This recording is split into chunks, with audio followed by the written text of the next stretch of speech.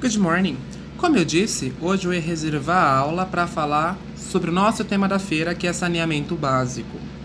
Sobre o saneamento básico, é muito interessante saber que ele está amparado por lei, ou seja, existe uma lei que determina o que é e quais serviços fazem parte do saneamento básico. Essa é a Lei 11.445 de 2007. Ela também define o PLAN-SAB, o Plano Nacional de Saneamento Básico. Por favor, eu gostaria que vocês, quando tivessem tempo, pesquisassem sobre o PLAN-SAB, porque ele vai ajudar a fundamentar toda a discussão teórica e a prática de vocês ao longo do ano. Sobre essa lei, eu separei dois artigos, o artigo 3 e o artigo 4, que vão nos explicar quais serviços fazem parte do saneamento básico brasileiro.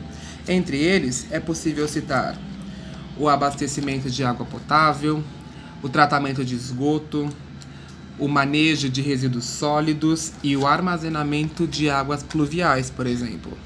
Já o artigo 4, ele fala de qual serviço não está incluso no saneamento básico brasileiro, que é o tratamento do esgoto por recursos hídricos, a diluição do esgoto por recursos hídricos.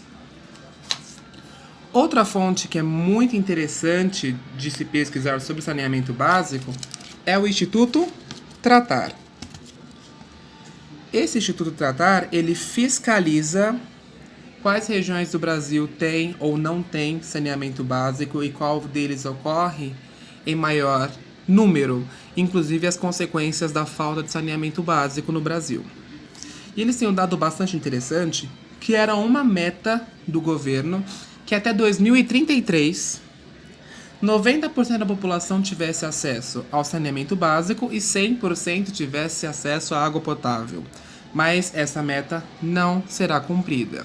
Complicações surgiram, continuaram e infelizmente não foram superadas.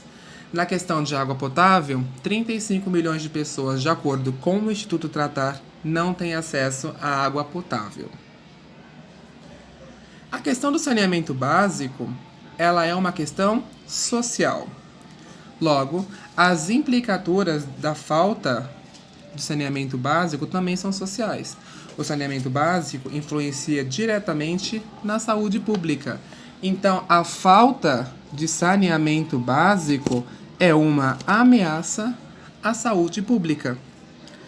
Por exemplo, em regiões em que não tem o saneamento básico, geralmente proliferam-se doenças como leptospirose, cólera, diarreia, porque o esgoto a céu aberto, por exemplo, favorece que roedores ou outros animais venham e passem esse tipo de doença para as pessoas. Aqui na região sudeste, é sabido que estamos entrando num período em que há grandes casos, ou maior ocorrência de casos de dengue.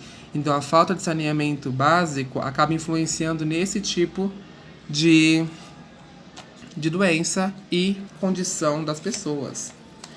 E também é atrelado à poluição. E sobre poluição, a gente pode dividir em poluição hídrica e urbana.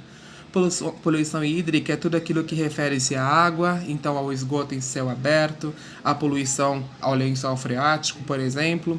E a poluição urbana é o descarte irregular de lixo, quando você joga lixo, por exemplo, na rua, ou quando as empresas em grandes centros industriais despejam os seus resíduos no próprio rio, haja vista o rio Tietê.